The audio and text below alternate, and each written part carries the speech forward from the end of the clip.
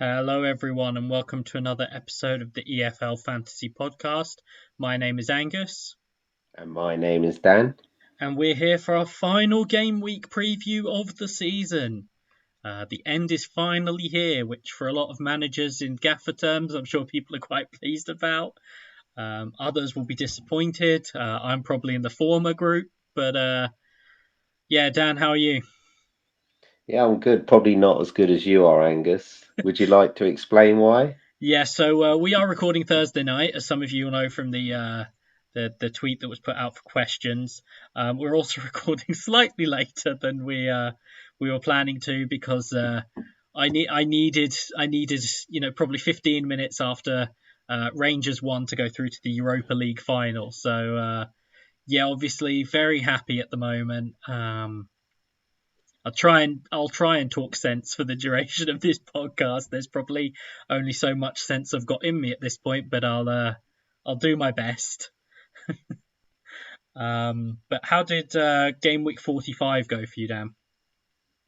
So I got 116 minus 4. Um, a captain Johnson didn't do anything. 8 points. Vice captain Solanke for 22. Travers 11. McNamara 6. Spence 7. Bowler came in for 1 after bringing in Laird, and he no-showed twice as part of a -4, so that didn't go well. Wilson 18, Garner, who I also brought in 16, Gibbs White 5, Mitrovic 14, Obafemi 8. Um, it's a red arrow of about 4 places, so yeah, a bit annoying, but um, yeah, captain didn't go off, so yeah, not too bad. God knows what I'm doing this week, but I think everyone's in the same boat. Yeah, it wasn't a great week for me. 98. I didn't make the move to get the third Bournemouth or Forest, which, particularly as the Forest I would have gone for was Surridge, did punish. But I had Travers in goal with 11, Spence 7, Murray Wallace 6. So I brought in for Toffolo, who scored again. Um, you know, I, I love Toffolo, but it hasn't always gone right for me this season with him. Um, Wilson 18, Brennan Johnson I captained, which was only an 8. Gibbs White 5, Mitrovic 14, Solanke as vice captain 22. Scraped 11 players with McNair and Ekpateta being out somewhat unexpectedly. Dropped down to 65th, which, to be honest, I was expecting a bigger red arrow when with the returns of some of the other players, the likes of Surridge and Billing and players like that. I thought I was going to take a bigger hit than I did. Um, so yeah, not too disappointed. I mean, it's a bit underwhelming, but kind of the microcosm of my season, really. A bit underwhelming, but probably slightly better than I expected it to be. But yeah, just to let you guys know, the plan for this one, we're going to go through the questions we've been sent, and then we're going to do our predictions. We're not looking forward to that part, trying to work out what's going to happen this week, which will be a theme in the questions as well. But yeah, we'll dive right in. And I think FPL reactions question is the best place to start. He asked, who is going to play? I have no idea. We could have done with Bournemouth not winning. I think all round, to be honest. Yeah, it's tough to know with some of these teams. That's the thing. We can speculate about who's going to rotate, who's not going to rotate, who has reason to rotate, who doesn't.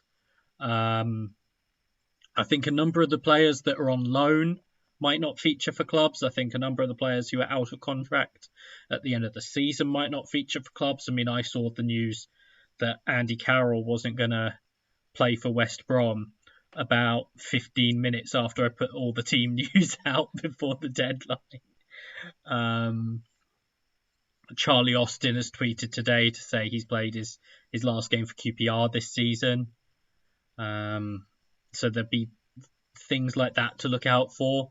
In terms of team-specific thing, Steve Cooper at Forest has said anyone who's sort of carrying a niggle or a knock won't play, suggesting that the others will.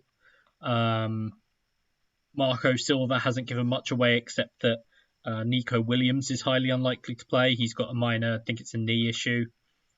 We expect some level of rotation from them, but how much there will be, I'm not sure. Bournemouth, I couldn't tell you. They might go full strength.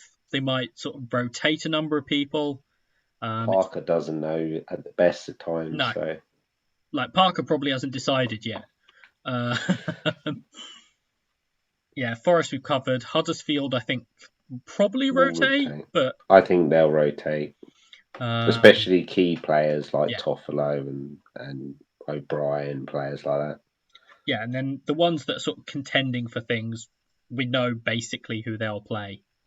Luton will play whoever's available. Yeah. Which no one knows, really. Yeah. If you have any insight on anyone who's available for Luton, they'll probably play. Sheffield United, I think Billy Sharp was ruled out with a training injury again. I'm not sure whether he'll be back. Apparently, he's having injection. Yeah. To see if he can play. Yeah, and George Baldock is back available as well. He's back in full training. Middlesbrough, I think they play. I mean, the forwards might change, but I think they play the same sort of setup in the five across sort of the midfield, or the midfield and the wing backs they did in the last game, with Tavernier as the wing back and having Crooks and McGree in midfield. So having sort of Jones, Crooks, Howson, McGree and Tavernier, because they need to win, and that's sort of the most attacking group they can put out. So I think they'll play the same. Millwall would basically know. You can go back and look at their lineups.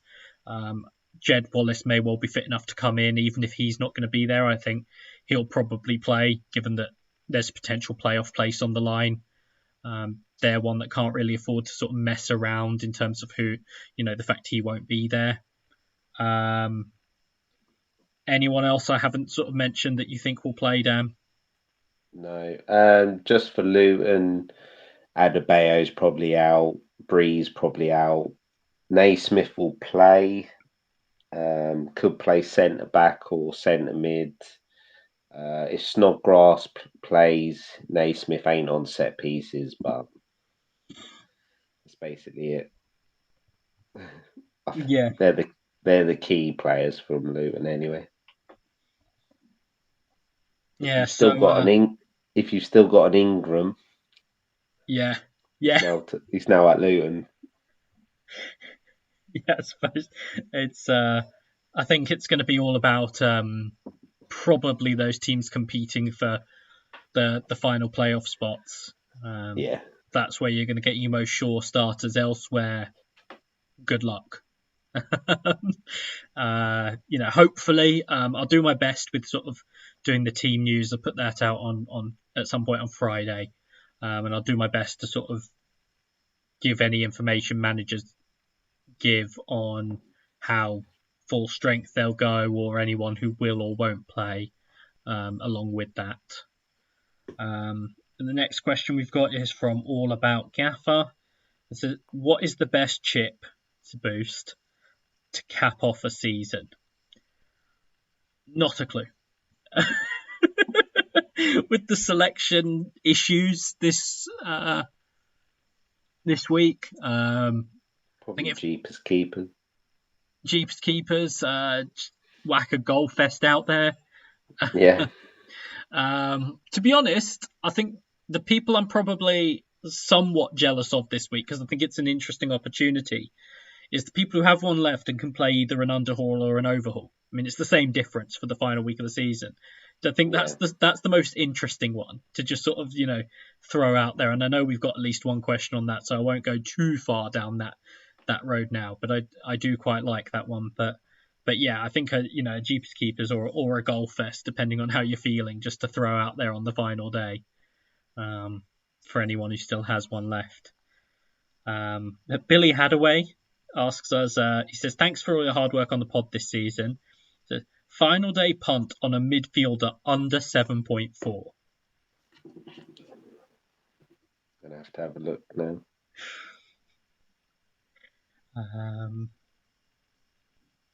How much is Tavernier?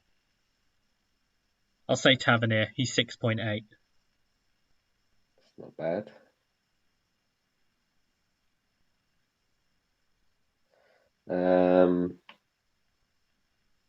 I'm gonna go for. How much did he say? 7.4 or 7.5? Under 7.4.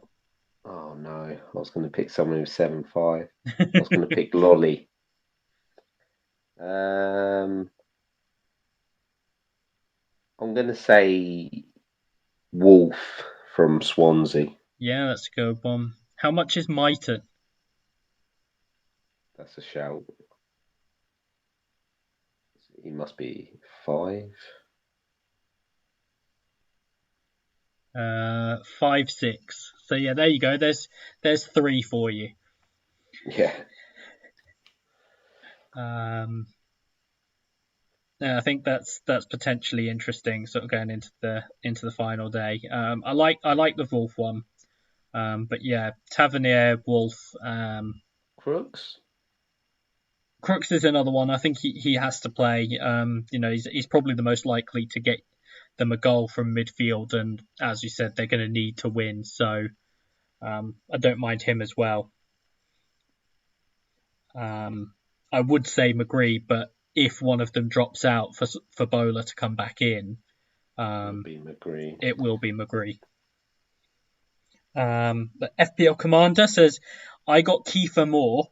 Should I just keep the faith and have more?" Oh, 100%. Got Might to as keep well. him, haven't you? Yeah, keep him.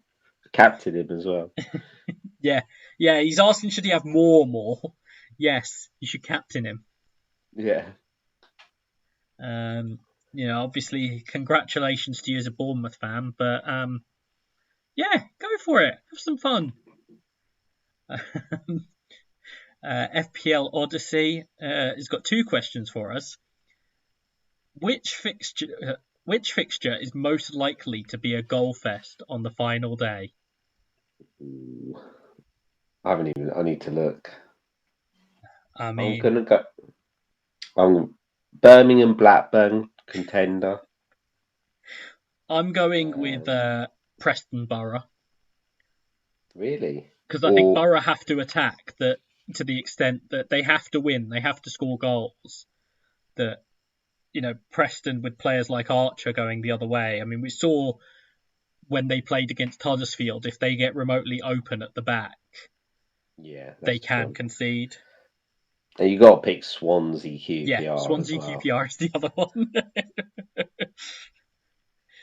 Maybe Peterborough Blackpool. That's on the beach if I've ever seen one. Yeah, probably. No, I think I'm going to say I'm going to go along with that in terms of Swansea QPR. That seems like the one that jumps out as just, yeah, why not? Like let's just both go for it, and if it ends up 5-5, then great.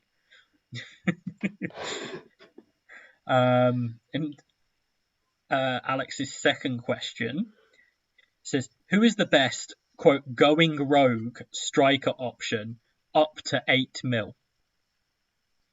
I like these sort of questions.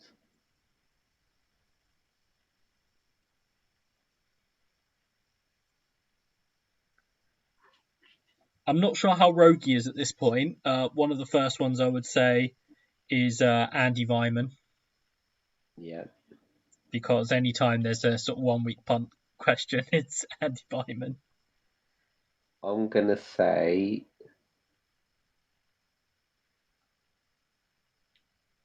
Hang on a minute.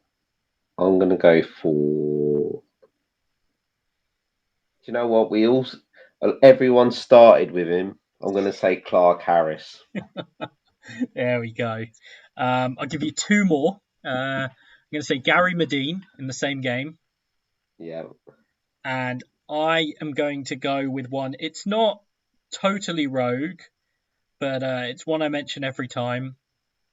Is Benica Phobe. I think he's still a differential. And I think he could be a good option. To be honest, you could look at him and Bradshaw at Millwall. Oh, yeah. Do you know what? Maybe someone like a Madger, because at Coventry are just going to attack. Yeah. So that would be sort of like end of the season. We've got nothing to play for. Let's have some fun, sort of thing. Our next question is from Nonstop FPL, who asks the best transfer to captain for 1 week to make up a 30-point deficit in a mini league. I mean, your pick of Clark Harris is not a bad one there. So basically, you're going to need someone who gets a hat trick, aren't you? Yeah.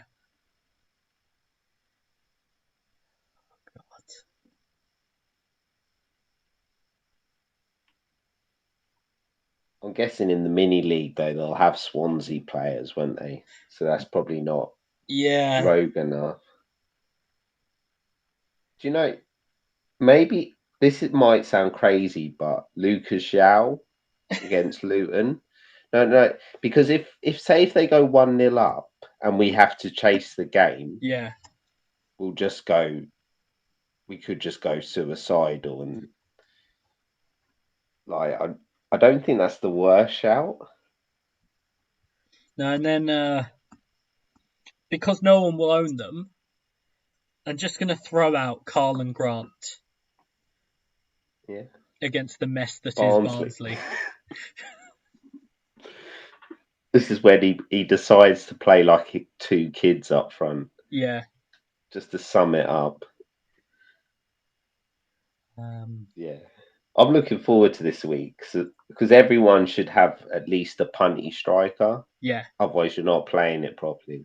I've carried over 2 free transfers into this weekend, and I still have no idea where I'm going to go because I really want to just sort of do something completely sort of rogue, but I can't even work out what rogue thing I want to do.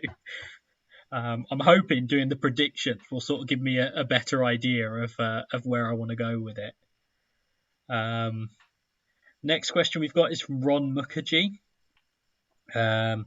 He says, do you think Fulham and Bournemouth could rotate as they have nothing to play for this weekend? Does that make Mitro and Solanke bad captaincy options?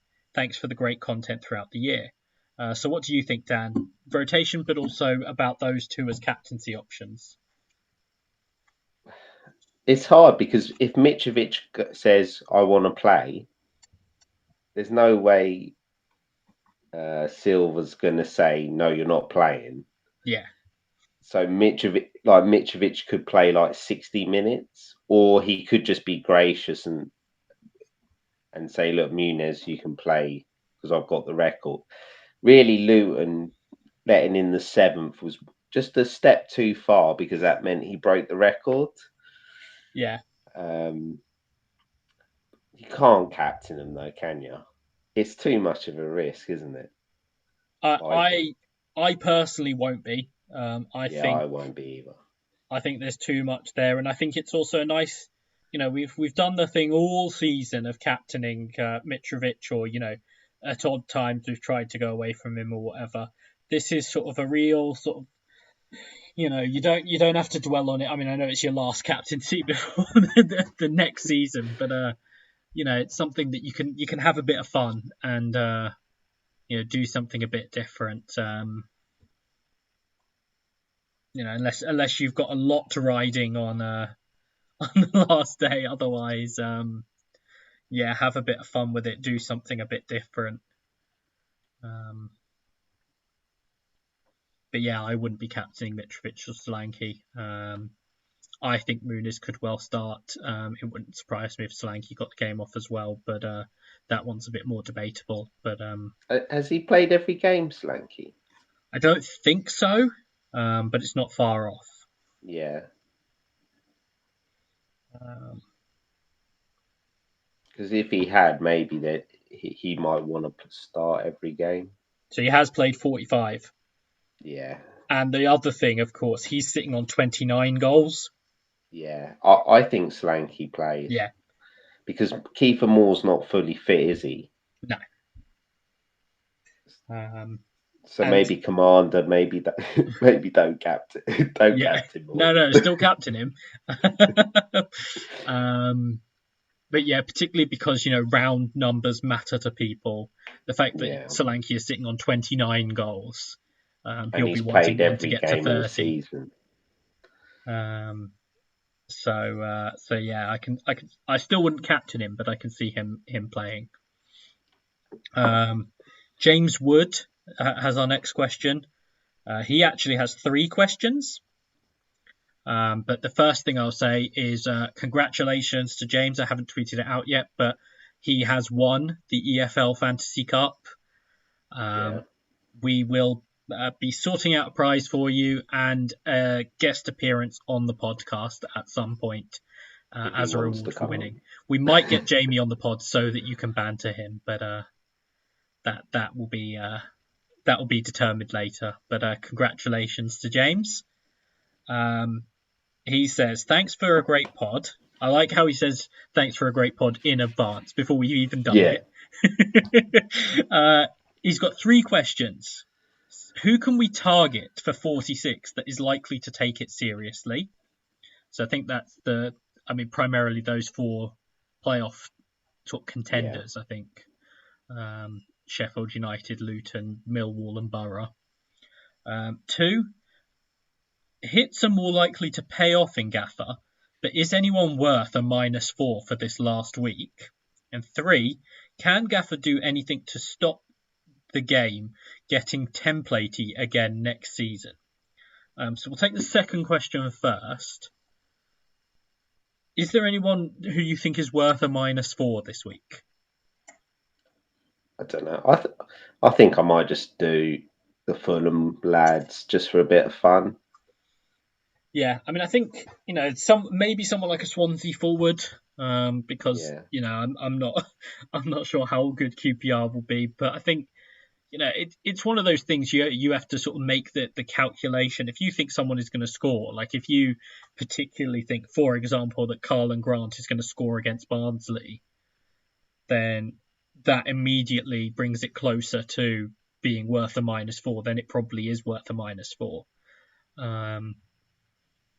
But if you want to take it, I think it's also about sort of almost the enjoyment of if you want to take a -4 to do something a bit weird, do something a bit fun, then it's also worth it in that case.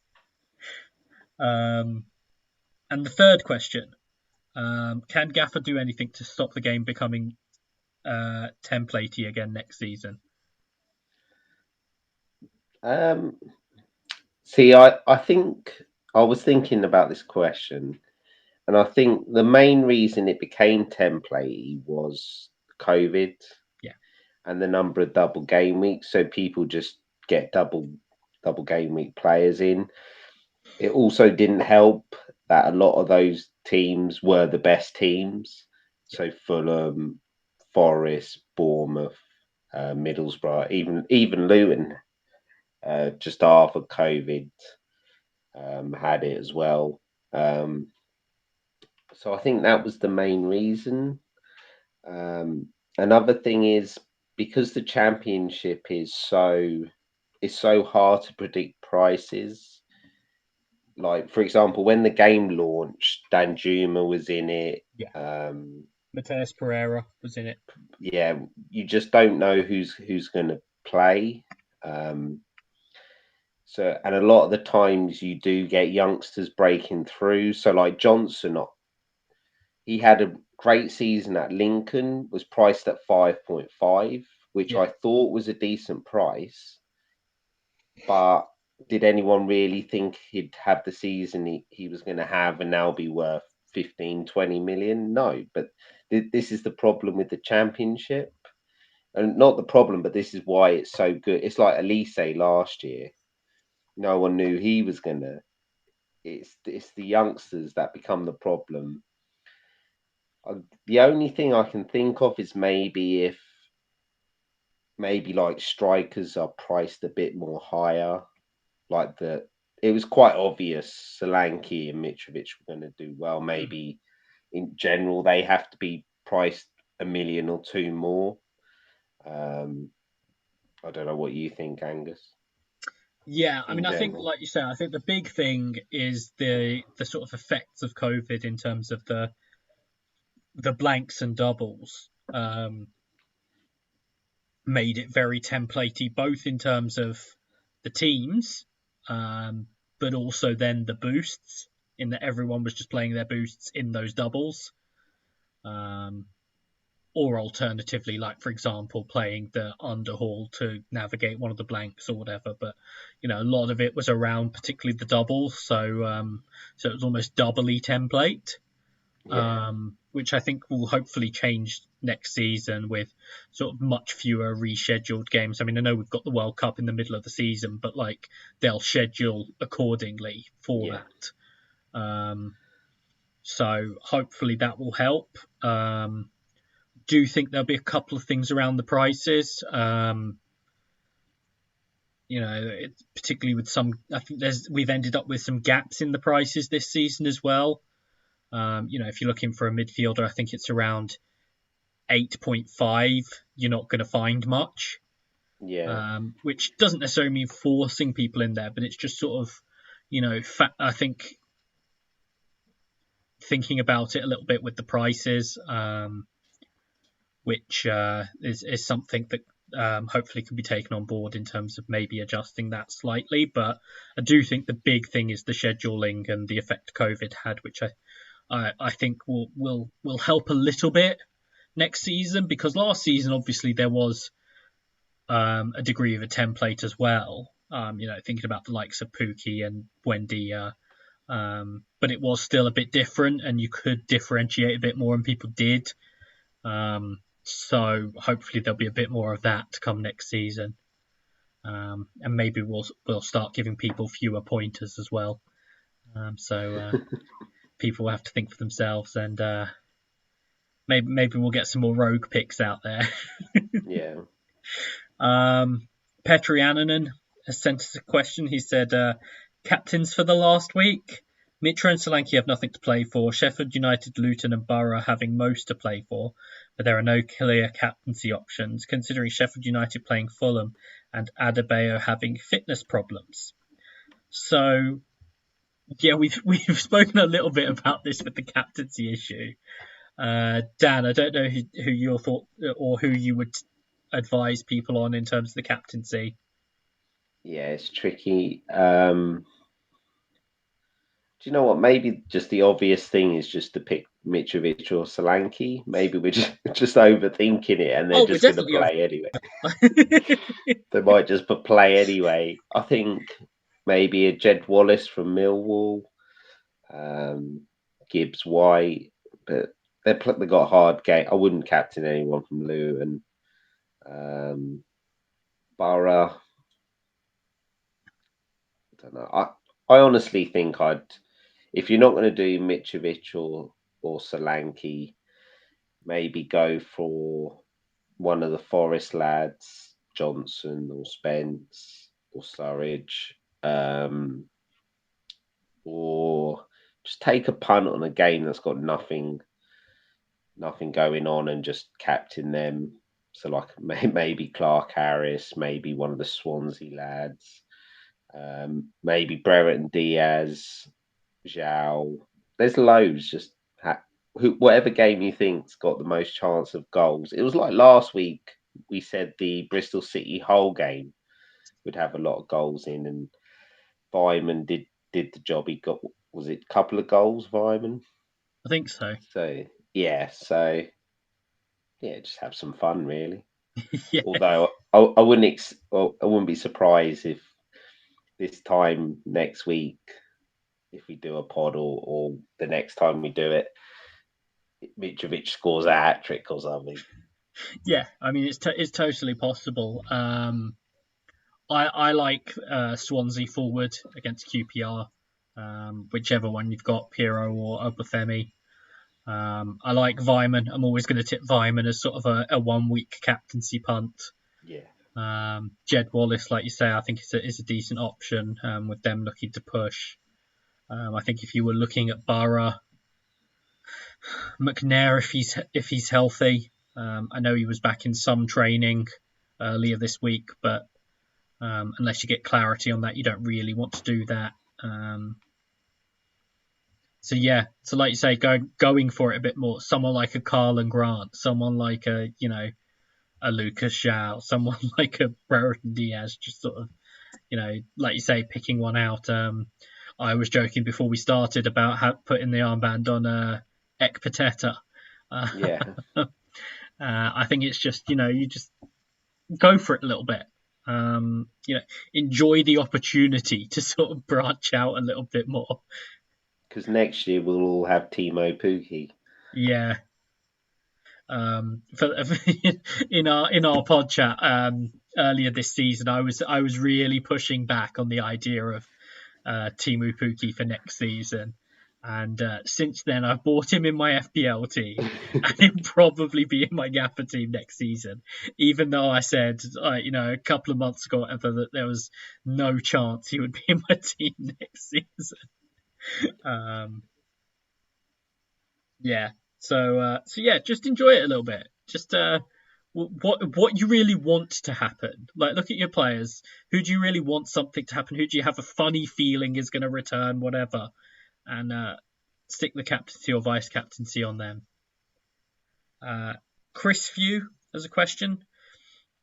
He says, if I've left it till the last week, it's strictly semantics whether I play overhaul or underhaul.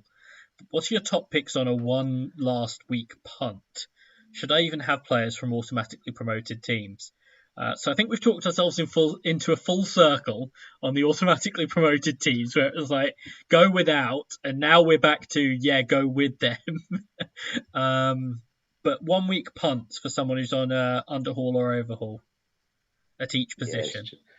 I think if I had an overhaul or underhaul, I think I wouldn't pick any Bournemouth or Fulham players. Yeah, I think I'd just go for it.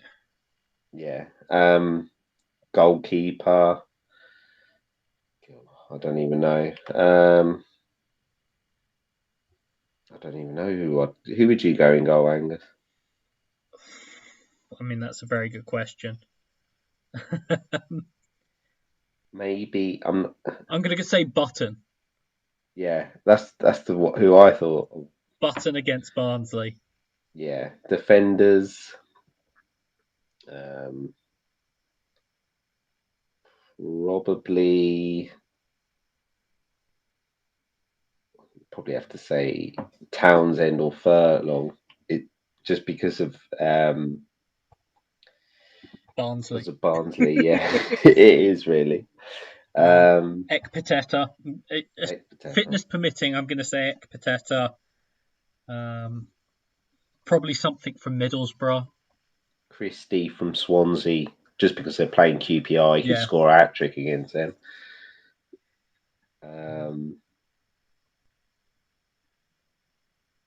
Yeah. Midfielders. Midfielders. Obviously Wallace.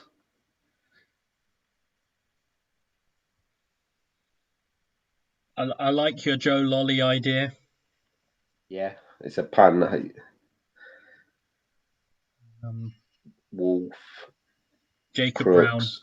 Jacob Brown. How about Snodgrass? He's on set pieces from Luton against Reading. I mean, it's there are worse options. There are definitely worse options. Who he's taking those set pieces to is less clear, but there is something there. And obviously, since we're recommending all the West Brom players that we're probably not going to buy any of, Callum Robinson. Yeah. And forwards, I think we've covered sort of the Yeah, most of them, haven't we? Chow, Brereton Diaz, Afobe, Afobe, Vyman, the Swansea lads, yeah.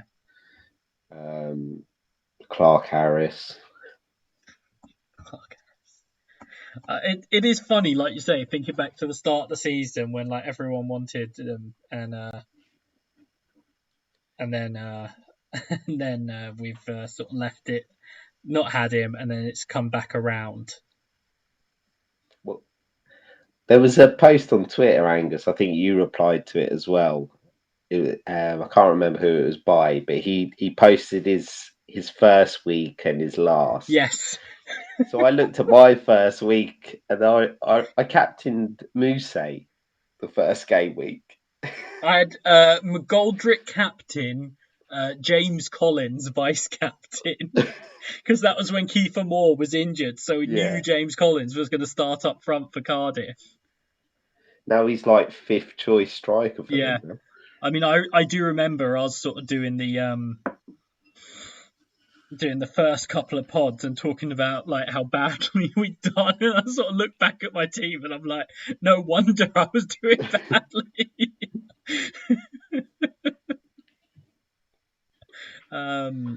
Yeah, that was a real deal who had tweeted Yeah. that out. Maybe that's maybe we should learn from that, and teams coming down for the Premier League don't just captain them straight away. Yeah, because I said like I am actually good at this game, honest, when I was posting them because both of Yeah. them were bad. Yeah, I had Moore in goal, so I still had the Moore Lumley double up at the start. I had Tete, Furlong, and Townsend. I had Carvalho, Matty Phillips, Chris Willock, David Brooks. Great news about David Brooks, by the way. Yeah, excellent news. Posting the other day that he's now cancer free. So obviously that's great news as well. And then I had Mitrovic. I had McGoldrick captain and James Collins vice captain. I also had Sean Morrison, Moses Odebajo, and I had John Swift's 14 points Oh as God. third sub in game week 1. My team was Everson in goal, and this was the game where I think he signed a couple of days before. So Yeah. they started the other goalie, Oh God, yeah, Everson. got injured. Everson then came on, and he got a 0 point. So I think he could see. Oh, they got hammered, didn't they? Yeah, so, so I got his points. Tete, I played five at the back because um, it was so strong last year. yeah, So I played Tete, NG, Yadam, Furlong and Townsend, Wilson and Sammy Smodics, Mitrovic vice captain, Carlin Grant and Muse captain, and I had Swift's 14 on the bench, Willock and O'Hare, and that was and when our turbulent relationships with John Swift started right from yeah, the outset. and even mine with O'Hare, I still had him for game week 1. The two trolls for me. Yeah, Your troll is got to be Toffolo. Must be getting up there though. he's got to be up there at this point.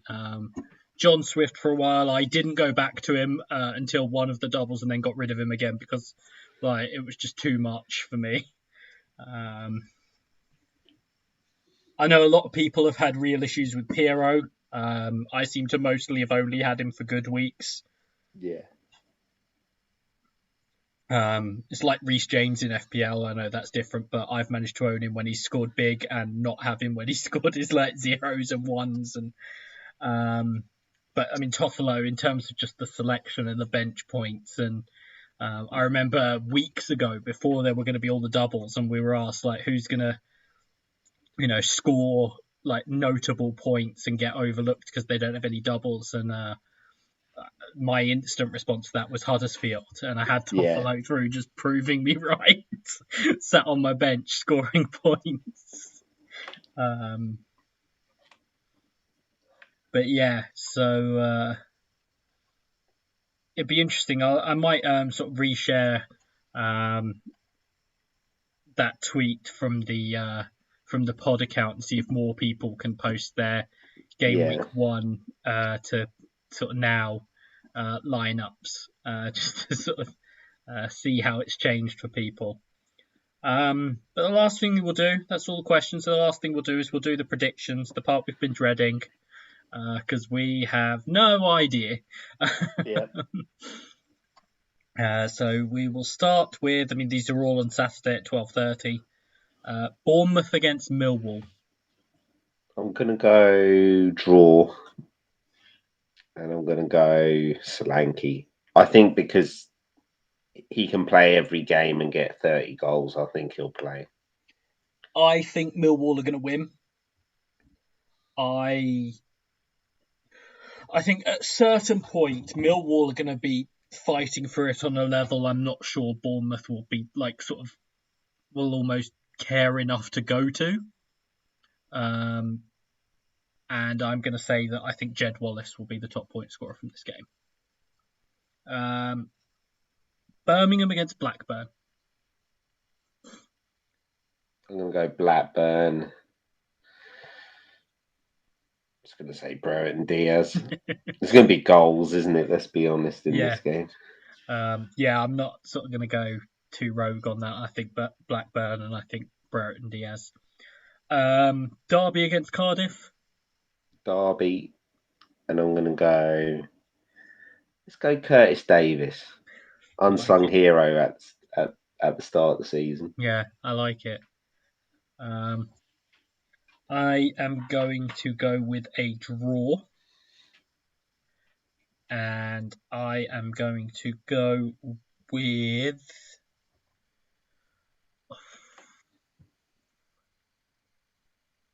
Colwill. Huddersfield against Bristol City. Bristol City. And I'm going to go Chris Martin.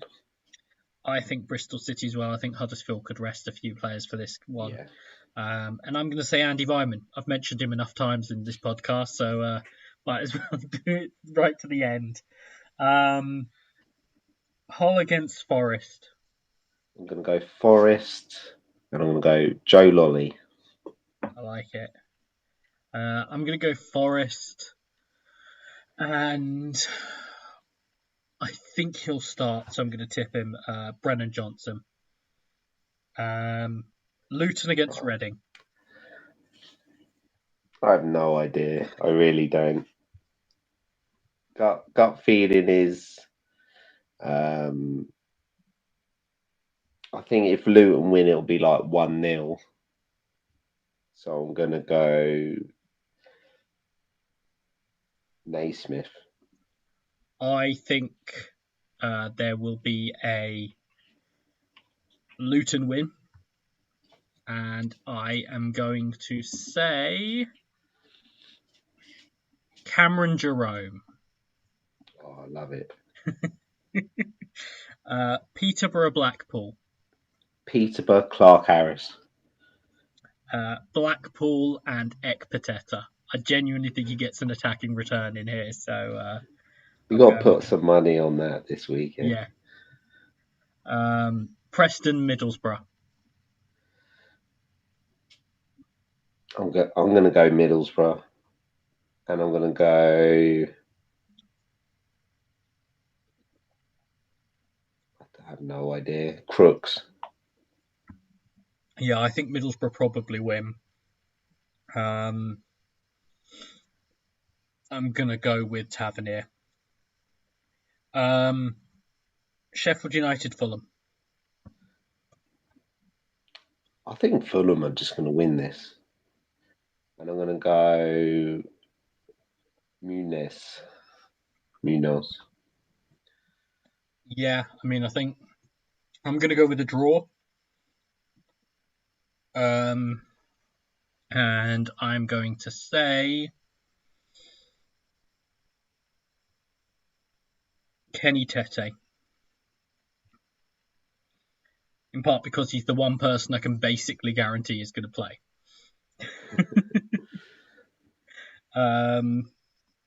Stoke against Coventry.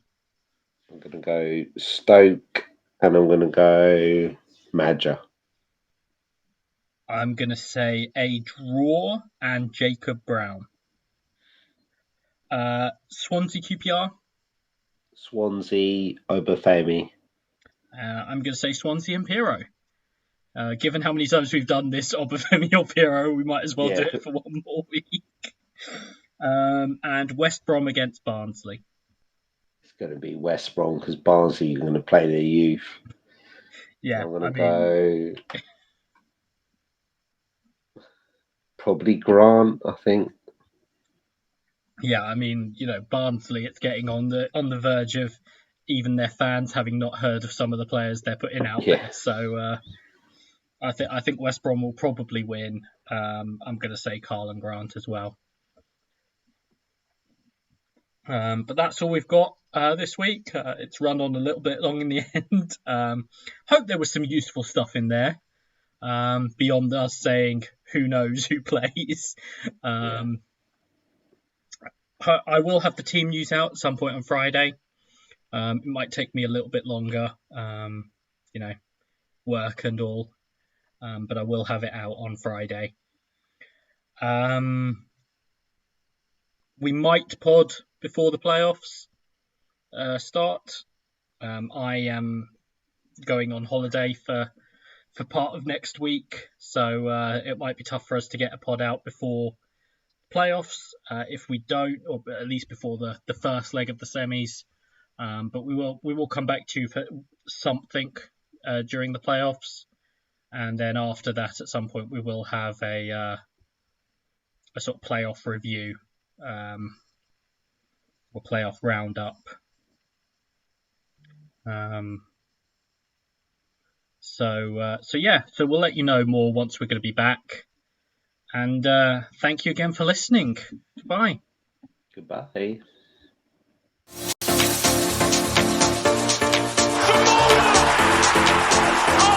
Unbelievable!